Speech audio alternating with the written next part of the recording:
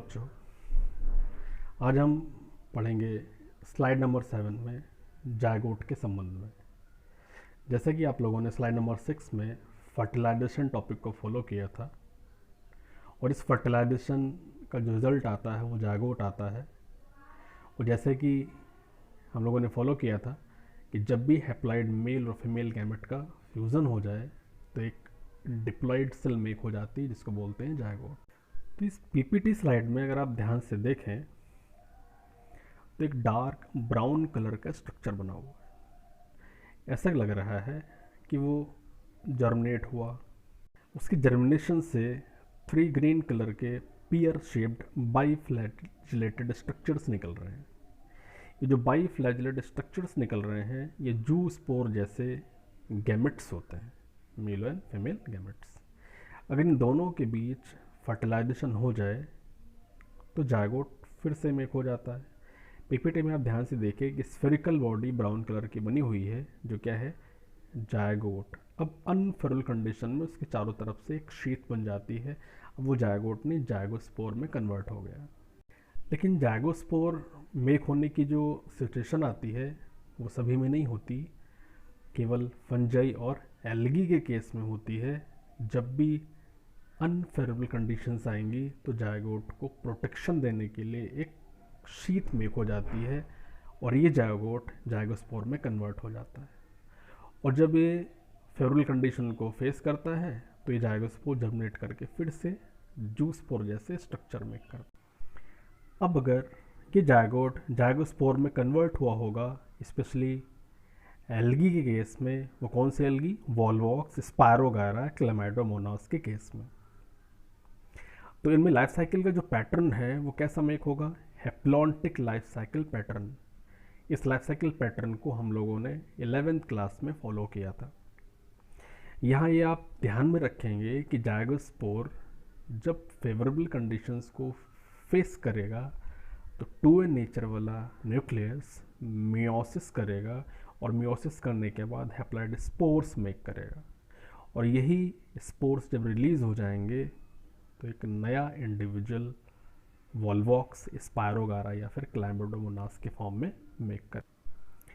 वहीं अगर हम बात करें जिम्नोस्पर्म और एंजियोस्पर्म की तो जायगोट मियोसिस नहीं करता, माइटोसिस करता है, जिससे diploid dominant sporophyte phase generate होती है। और लाइफ साइकिल का जो पैटर्न बनता है वो कैसा बनता है, डिप्लॉन्टिक लाइफ साइकिल पैटर्न बनता है। वहीं अगर हम बात करें कुछ दूसरे प्लांट्स की, स्पेशली ब्रायोफाइट्स और टेरिडोफाइट्स में, तो जायगोट माइटोसिस करेगा और कन्वर्ट हो जाएगा डिप्लॉइड स्पोरोफाइट में। तो यहाँ पर लाइफ साइकिल का जो पैटर्न होगा वो कैसा होगा, हैप्लोडिप्लॉन्टिक लाइफ साइकिल पैटर्न होगा। तो haplontic, diplontic, haplodiplontic life cycle pattern हम लोगों ने 11th क्लास में फॉलो किए थे। बच्चों, नेक्स्ट टॉपिक इज एम्ब्रियोजेनेसिस। तो एम्ब्रियोजेनेसिस क्या होती है, तो ये एम्ब्रियोजेनेसिस एक ऐसा प्रोसेस होता है जिसमें जायगोट से एम्ब्रियो का डेवलपमेंट हो जाता है, ठीक है ना। और जब भी एम्ब्रियो का डेवलपमेंट होगा तो सबसे पहली जो इवेंट होगी वो क्या होगी, डिवीज़न, सेल डिवीज़न। उसके बाद फिर क्या होगा, डिफरेंशिएशन, क्योंकि डिफरेंशिएशन में जो सेल्स होंगी स्पेसिफिक वर्क करने के लिए डिसाइड होती हैं। तो आपको एम्ब्रियोजेनेसिस में जो 2 इम्पॉर्टेंट फेजेस होती हैं वो ध्यान में रखना है। There are 2 phases in case of embryogenesis, first division and then differentiation that form a complete embryo.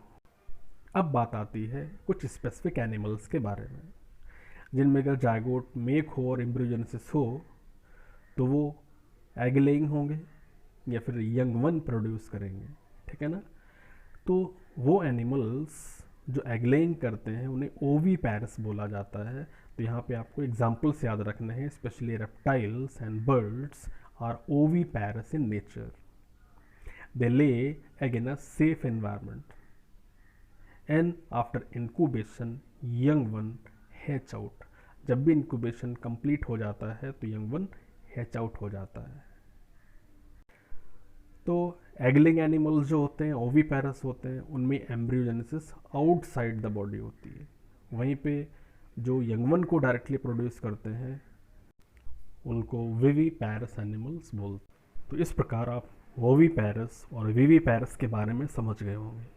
ओवीपैरस egg-laying animals, विवीपैरस young one laying animals. तो मोस्ट ऑफ द मैमल्स जो होते हैं एक्सेप्ट प्रोटोथेरियंस, जिन्हें एगलिंग मैमल्स बोला जाता है, ये सभी कैसे होते हैं? विवीपैरस होते हैं। इनको प्लेजेंटल एनिमल्स भी बोलते हैं। विवीपैरस एनिमल्स में जो एम्ब्रियोजेनेसिस होती है वो बॉडी के इनसाइड होती है, फीमेल बॉडी के इनसाइड होती है। अब यहाँ पर जो एम्ब्रियो है उसकी प्रॉपर केयर भी होती है और प्रोटेक्शन भी होता है, और सर्वाइव करने के जो चांसेस होते हैं विवीपैरस में ज़्यादा होते हैं ओवीपैरस की कंपेयरिंग में। तो आपसे अगर पूछा जाए कि ओवीपैरस में सर्वाइवल के चांस और पेरेंटल केयर अच्छी होगी या विवीपैरस में सर्वाइवल के चांस और पेरेंटल केयर अच्छी होगी, तो आपका आंसर क्या आएगा? विवीपैरस एनिमल्स में सर्वाइवल के चांस और पेरेंटल केयर सबसे अधिक होती है। ठीक है ना? अब जानेंगे फ्लावर में फर्टिलाइजेशन के बाद क्या क्या चेंजेस आते हैं। तो title is post fertilization changes in flower. तो बच्चों इस प्रकार जब फ्लावर में फर्टिलाइजेशन हो जाए तो जायगोट तो मेक हो ही जाएगा। अब फ्लावर के जो डिफरेंट पार्ट्स होंगे उनका क्या फ्यूचर होगा? तो सेपल, पेटल, स्टेमेंस, इनकी अगर बात करें तो ये फॉल ऑफ हो जाते हैं। लेकिन आप ध्यान रखेंगे कुछ ऐसे प्लांट्स होते हैं जैसे टोमेटो, ब्रिंजल, इन दोनों केस में सेपल जो होता है वो परसिस्ट होता है विद द फ्रूट। जैसे आपने ब्रिंजल को देखा होगा तो ब्रिंजल में जो ग्रीन कलर के पार्ट्स होते हैं वो क्या होते हैं? सेपल्स होते हैं। ऐसे टोमेटो में भी सेपल्स परसिस्ट करते हैं। तो इस पॉइंट से क्वेश्चन आता है और आया हुआ है। तो याद रखेंगे टोमेटो और ब्रिंजल में सेपल फॉल ऑफ नहीं होते, ये परसिस्ट करते हैं। अब जो जायगोट होगा वो एम्ब्रियो में तो चेंज हो ही जाएगा, लेकिन जो ओव्यूल होगा उसका फ्यूचर क्या होगा? ये आपने 10th क्लास में पढ़ा था। ओव्यूल सीड में कन्वर्ट हो जाता है और ओवरी जो होती है वो फ्रूट में कन्वर्ट हो जाती है। या कुछ ऐसा भी कह सकते हैं ओवरी की वॉल पेरिकार्प में कन्वर्ट हो जाती है। अब आप लास्ट में इस पीपीटी को अगर ध्यान से देखें तो इस पीपीटी में जो 4 इमेजेस बने हुए हैं ये अपनी एनसीईआरटी में हैं। इनसे डायरेक्ट क्वेश्चन इमेज वाइज करके होगा कि फ्रूट के पार्ट में कौन सा पार्ट पेरिकार्प को रिप्रेजेंट करेगा और कौन सा सीड को रिप्रेजेंट करेगा। तो आप अगर फर्स्ट इमेज की बात करें जिसमें पॉड को दिखाया गया है, तो पॉड में एक तो सीड लगे हुए हैं जिसको एस से रिप्रेजेंट किया गया, और जो पील होता है जिसको पेरिकार्प बोलते हैं या फ्रूट बॉल बोलते हैं उसको पी से रिप्रेजेंट किया गया है। तो ठीक है, ऐसे ही थर्ड, फोर्थ और सेकेंड इमेजेस में भी आप पी और एस को ध्यान में रखेंगे, जिससे आप अपने क्वेश्चन को आसानी से सॉल्व कर पाएंगे। स्लाइड को फॉलो करने के लिए बहुत बहुत धन्यवाद। अपने कमेंट, फीडबैक ज़रूर बताएं।